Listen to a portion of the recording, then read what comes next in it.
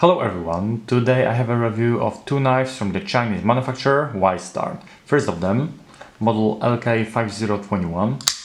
Total length is 21.8 cm, blade length is 9.7 cm, blade thickness is 3.5 mm. The steel of the blade is VG10, it's a high quality Japanese stainless steel tempered between 59 to 61 HRC, satin finish.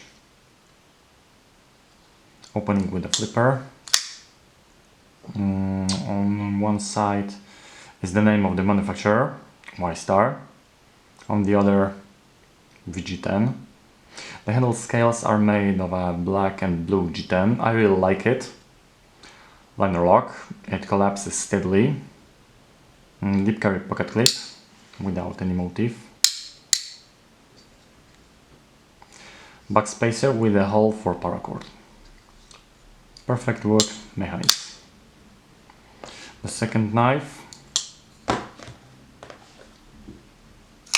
LK5014. Total length is 22.7 centimeters. Blade length is 9.9 centimeters. Blade thickness is 4 millimeters. The steel of the blade is 14C21N steel. It's a Swedish stainless steel, very good quality with very little impurities. Tempered between 60 to 61 HRC. Satin finish. A fuller with 6 holes. Opening with a flipper. On one side is the name of the manufacturer, Y-Star. On the other, 14C28N. The handle scales are made of a black and green G10. Liner lock. Stainless steel pocket clip.